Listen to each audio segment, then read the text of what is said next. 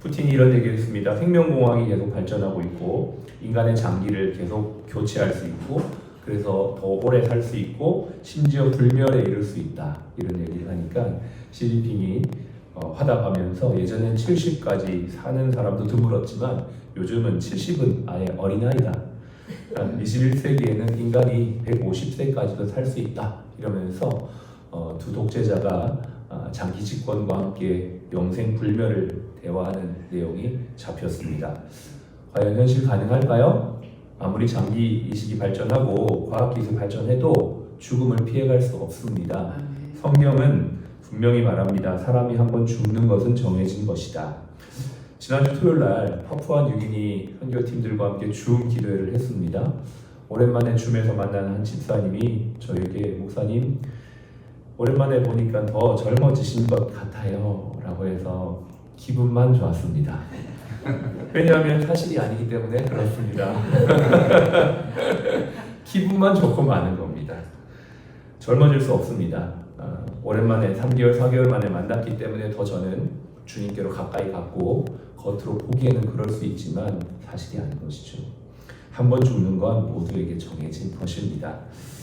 그러나 하나님께서 우리를 향한 계획이 뭔지 아십니까? 바로 영원히 사는 것입니다. 처음 우리를 지으셨을 때 영원히 사는 존재로 만드셨다라는 것이에요. 죄가 들어오기 전에 인간은 영생하는 존재였습니다. 그러나 죄 때문에 인간은 죽음으로 가게 되었죠. 하나님은 이러한 우리를 불쌍히 여겨셔서 이 죄 문제를 완벽하게 해결해 주기 위해 독생자 아들 예수 그리스도를 보내어 주셨습니다. 여러분 정말 좋아하는 성경 구절 요한복음 3장 16절을 잘 생각해 보십시오. 하나님이 세상을 이처럼 사랑하사, 이처럼이라는 말에는 정말 많은 내용이 함축되어 있거든요. 이처럼 사랑하사 독생자를 주셨으니 그러니까 그 사랑의 증거가 예수님을 보냈다는 거예요. 그러니까 사랑한다 말로만 한 게 아니고 확실한 증거를 보여주셨어요. 그게 바로 예수님이 이 땅에 오신 것이고 이는 저를 믿는 자마다 멸망치 않고 무엇을요? 영생을 얻게 하려 하십니다. 여러분 우리가 쉽게 생각하는 이 영생 그리고 이 쉽게 고백하는 이 구절 속에는 하나님의 사랑이 다 담겨 있습니다. 우리를 얼마나 사랑하시는지 독생자를 보내셔서 그 독생자를 통해 우리에게 무엇을 회복시키시고자 했냐면 바로 영생입니다. 하나님이 얼마나 우리에게 영생을 주고 싶으신지 신약에서는 무려 43번이나 영생이라는 표현이 나옵니다. 제일 많이 나오는 게 요한복음과 요한일서고요. 그 다음에 바울서신입니다. 얼마나 많은 표현들이 나옵니까? 그리고 오늘 우리가 읽었던 이 계시록에도 영생이라는 단어 표현은 나오지 않지만 영원한 천국에 대한 표현들 그런 이야기들이 무려 3번이나 나옵니다. 22장 전체가 영원한 천국에 대한 소망을 우리에게 알려주고 있는데 우리가 읽었던 이 본문 1절에 보시면 생명수의 강이라는 표현이 나오죠. 이것이 바로 영원한 생명을 보장하는 생명수의 강을 말하는 것이고요. 2절에도 생명나무, 영생을 말하는 것입니다. 그리고 5절에도 저희가 그들이 세세토록 왕노릇하리로다. 영원한 삶을 말하고 있는 것이죠. 우리가 자녀들을 키울 때 자녀들에게 사랑하기 때문에 내가 정말 강조하고 싶은 말을 여러 번 합니다. 저는 아이들이 아직 어리기 때문에 요즘 제가 제일 많이 하는 말이 스마트폰 너무 많이 보지 말라요. 왜요? 사랑하니까. 하나님이 우리를 사랑하셔서 제일 많이 표현한 것 중에 하나가 저는 영생이라고 믿습니다.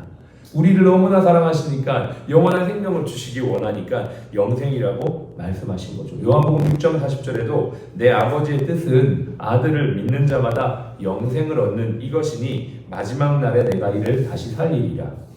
로마서 6장 13절에도 하나님의 은사, 하나님의 선물은 그리스도 예수 우리 주 안에 있는 영생이라.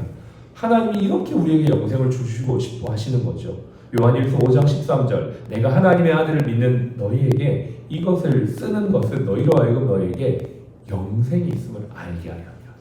성경은요 계속 영생을 말합니다. 여러분 우리가 정말 성경을 봐야 되는 이유가 바로 이겁니다. 세상을 보고 핸드폰을 보고 돌아가는 걸 보면 영생을 잃어버리게 돼요. 우리 안에 있는 이 생명이 얼마나 좋고 위대한 건지를 모르고 살아갈 때가 많다는 거죠. 그래서 일희일비하게 되고 눈에 보이는 것을 따라 살아가게 됩니다. 참 안타깝게도 요즘 많은 사람들이 예수 그리스도를 믿는다고 하면서도 영생보다 이 세상의 삶에 더 많은 걸 투자하고 있는 것 같아요. 저와 여러분들이 이 세상의 집은 내 집이 아니에요. 우린 나그네입니다. 여기에 너무 많은 걸 투자하지 말고 하나님의 영원한 나라에 투자하며 살아갈 수 있기를 바랍니다. 그런데 아무나 이 영생의 축복을 누릴 수가 없어요. 예수님을 믿어야만 영생에 이를 수가 있습니다. 그러면 믿지 않는 사람에 대해서 성경은 뭐라고 말합니까? 믿는 사람한테만 말한 게 아니고 믿지 않는 사람에게도 성경은 말하는데요. 마태복음 25장 46절에 예수님이 이렇게 말씀하셨어요. 그들은 영벌에 들어간다. 천국 지옥 이야기하면 무식하다고 얘기하는 시대가 되어진 것 같습니다. 그런데 성경은 그렇지 않아요. 성경은 분명히 영원한 생명, 영원한 벌, 천국과 지옥이 있다고 말하고 있고 그 중간은 없다라고 말합니다. 연옥 없습니다. 천주교에서 말하는 천국과 지옥 사이에 있는 연옥은 없어요. 오직 영원한 천국과 영원한 지옥밖에 없습니다. 지금은 군대가 좋아졌지만 제가 군대를 갈 때만 해도 군대는 못 갈 곳으로 여겨졌습니다. 지금도 그럴 수 있는데요.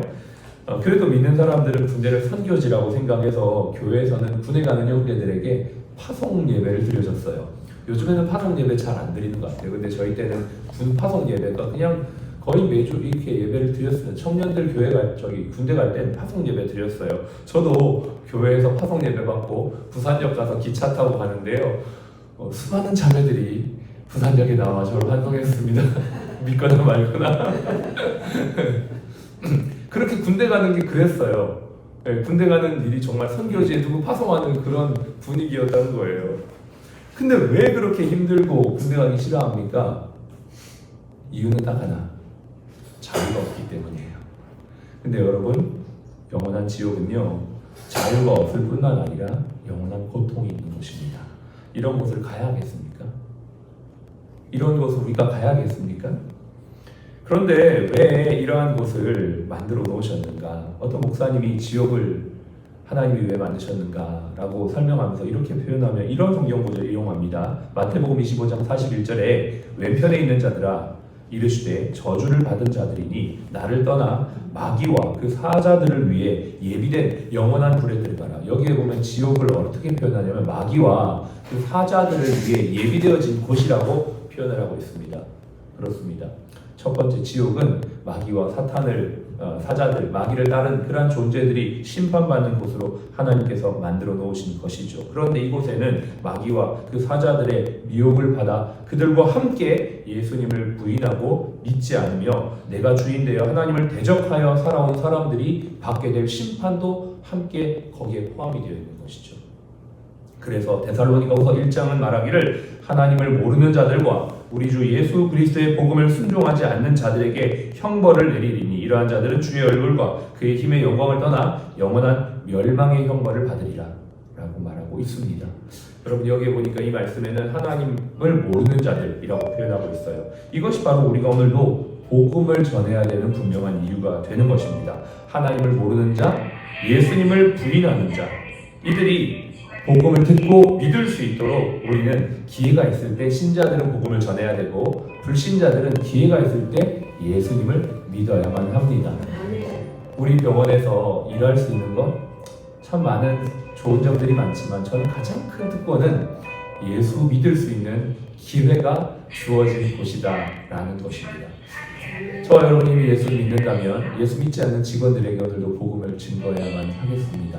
그리고 이 복음을 증거하는 일을 넘어 우리가 영원한 천국을 준비하는 삶을 살아야만 합니다. 영원한 것에 투자하십시오. 이 세상에 정말 이 세상의 삶이 전부인 것처럼 버는 집과 이런 것들로 우리가 싸우고 할 것이 아니라 정말 영원한 것을 위해 투자하는 저와 여러분들이 되기를 원합니다. 주의 일에 힘쓰는 자들이 되기를 원합니다. 주님 앞에 가기 전까지 은퇴 권사, 은퇴 장로 이런 거 하지 마시고 저도 은퇴 없다. 저는 내 생에 은퇴는 없다. 주님 앞에 가는 날이 은퇴고 내가 그렇게 하기 위해 지금 내가 열심히 운동하고 내가 준비하겠다. 그리고 내가 언제든지 하나님께서 부르시면 그 일을 내가 하겠다. 우리 병원에도 정말 물리적인 시간적으로는 은퇴하셨지만 여전히 일을 하고 있는 분들이 계십니다. 저는 그분들을 축복하고 격려합니다. 여러분 계속 그 일을 하십시오. 주의 일을 하듯 지금의 일을 감당하십시오. 주님의 복음을 전하시는 일에 끝까지 헌신하십시오. 우리에게는 영원한 생명이 있습니다. 이 세상이, 이 나라가, 이곳이 우리의 집이 아니에요. 우리의 집은 영원한 천국이기 때문에 주님의 일을 우리가 오늘도 열심히 감당하며 그날 주님을 만나는 저와 여러분들이 되시기를 주님으로 축복합니다. 기도하겠습니다.